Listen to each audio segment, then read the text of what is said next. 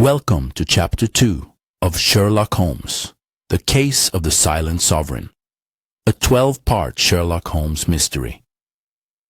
Get comfortable, close your eyes, and let the story unfold. If you missed the previous chapter, please visit to my channel and enjoy the journey of Sherlock Holmes. Chapter 2, The Mark of the Empty Crown. The following morning found us in a hansom cab, rattling through the elegant tree-lined streets of Kensington. The Finch residence was a formidable structure, a grand white townhouse that spoke of old money and intellectual prestige. A solemn butler, his face a mask of professional grief, showed us into a large, airy drawing room where Lady Finch was waiting. She had, it seemed, regained some of her composure since our meeting the previous evening. Her eyes, though still shadowed with sorrow, were clear and focused. She had a task, a purpose, and it had given her a renewed strength. "Mr. Holmes," she said, greeting us with a nod. "Thank you for coming. I have given the staff the day off, as you requested. We will not be disturbed." "Excellent," Holmes replied, his tone brisk and businesslike. "The laboratory, if you please." She led us up a grand sweeping staircase to the second floor. The laboratory was at the end of a long corridor, its door bearing a fresh set of scratches near the lock, the marks of its forced entry. Inside, the room was a testament to a life dedicated to science. It was a space of meticulous order. Every beaker, every retort, every scientific instrument was in its proper place. Bookshelves lined one wall, filled with leather-bound volumes on physics, chemistry, and mathematics. A large blackboard stood against another wall, covered in a dizzying array of equations and symbols, a silent testament to the last thoughts of a brilliant mind. In the center of the room stood a large mahogany desk, and in front of it, the chair where Lord Alistair Finch had been found. The air was still and heavy, thick with the ghosts of recent events. I found myself holding my breath, as if out of respect for the profound intellectual energy that had once filled this space. Inspector Lestrade of Scotland Yard was already present, standing by the window with his hands clasped behind his back. He was a small, wiry man with a ferret-like face and a perpetual air of impatience. He greeted Holmes with a curt nod, his expression a familiar mixture of rivalry and grudging respect. "Holmes," he said, his voice sharp. "I might have known Lady Finch would call you in. Not satisfied with the official verdict, I suppose?" "A grieving widow is entitled to her doubts, Lestrade." Holmes replied smoothly, his eyes already scanning the room, taking in every detail. "And I am entitled to my curiosity." "Curiosity won't change the facts," Lestrade retorted. "The man died of a heart seizure. The room was locked from the inside. There's nothing more to it. A tragic case of overwork." Holmes did not reply. He had begun his examination, and as always, it was a performance of pure, focused genius. He moved through the room with a slow, deliberate grace, his eyes missing nothing. He did not look for the obvious, for the clues that a lesser investigator might seek. Instead, he seemed to be absorbing the very atmosphere of the room, searching for the single, discordant note in the symphony of evidence. He ran his gloved finger along a bookshelf, examining the dust. He knelt to inspect the floorboards, his magnifying glass held close to the wood. He sniffed the air, his long, thin nose twitching like a hound on the scent. I watched him, fascinated as always, while Lestrade looked on with an expression of barely concealed contempt. "What are you looking for, Holmes?" the inspector asked, unable to contain his impatience. "A phantom, a ghost who can pass through walls." "Perhaps, Lestrade," Holmes murmured, his attention fixed on the large desk.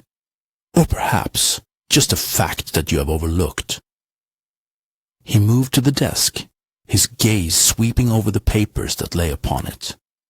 They were covered in complex calculations, diagrams of electrical circuits, and notes on the properties of various gases. To my untrained eye, it was a meaningless jumble. To Holmes, it was a story waiting to be read. He spent a long time examining the chair where Lord Finch had died, running his fingers over the upholstery, inspecting the casters, even peering underneath it.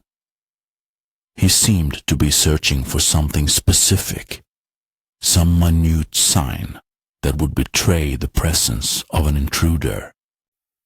I, in my capacity as a medical man, had my own observations to make. I noted the position of the body, as described by Lady Finch. A man dying of a sudden violent heart convulsion would likely show some sign of the struggle. An overturned chair, a scattered pile of papers. But Lord Finch had been found at peace. It was as if he had simply ceased to be. It was this placidity, this utter lack of any physical sign of distress, that I found so deeply unsettling.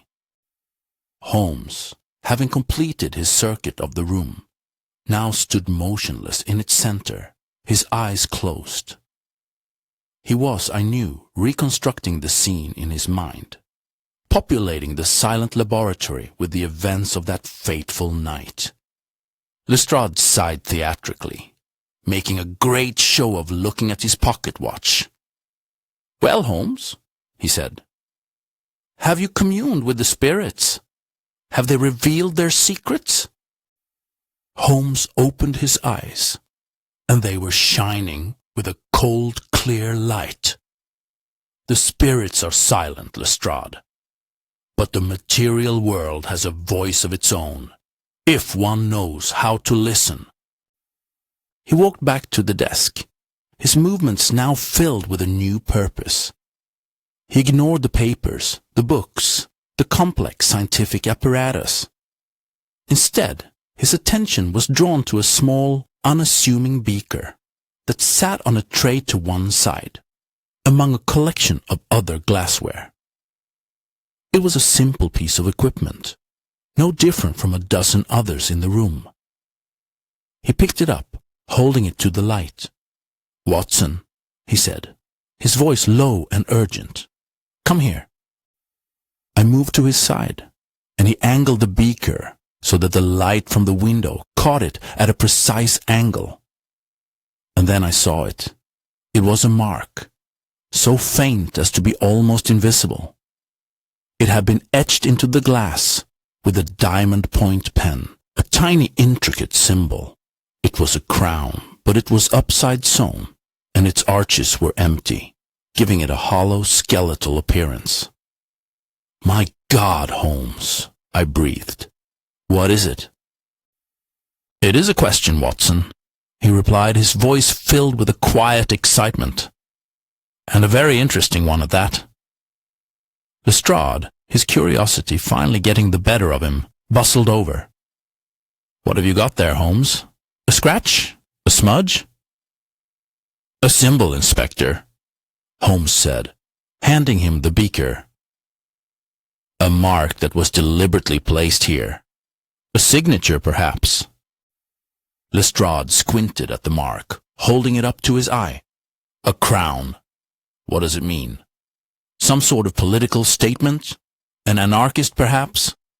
"Perhaps," Holmes said, his expression unreadable, "but I think not. Anarchists are fond of bombs and loud proclamations, Lestrade. They are not, as a rule, given to subtlety."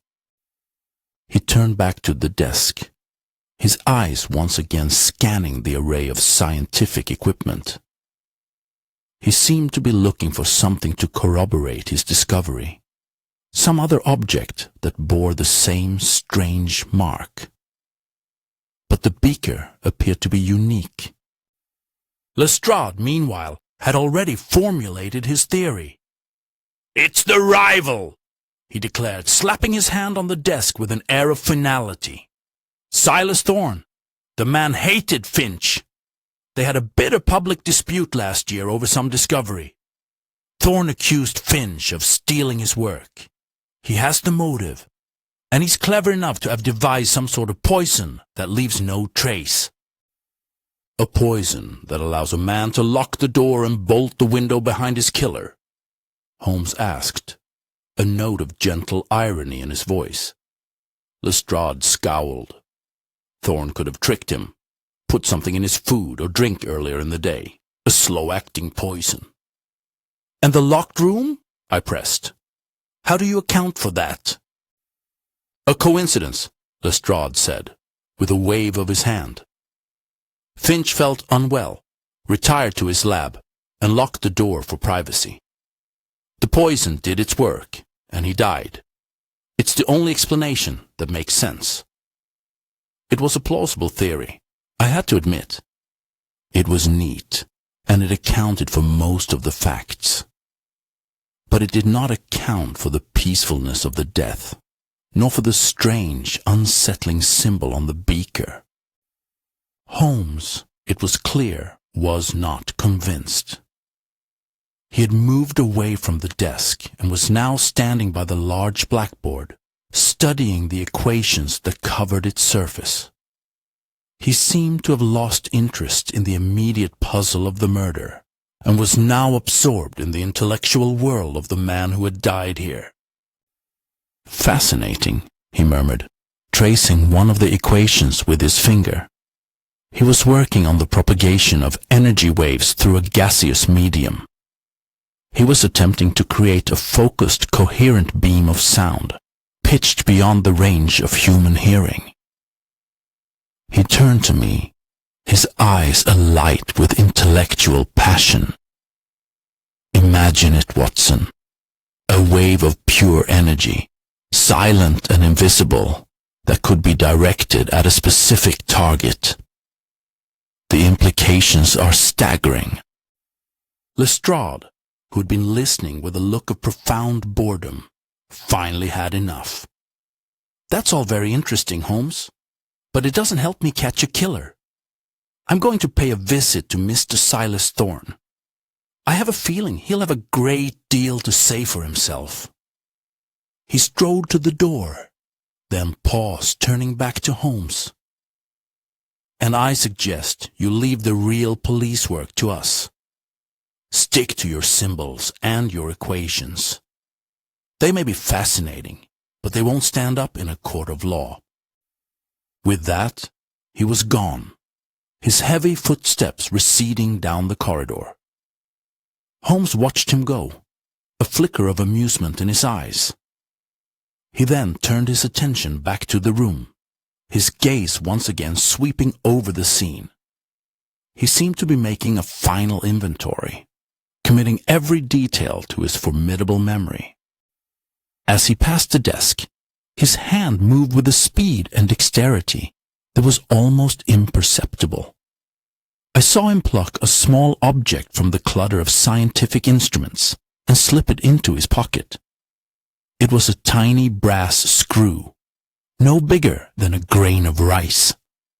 It was an object so insignificant that 1,000 men would have overlooked it.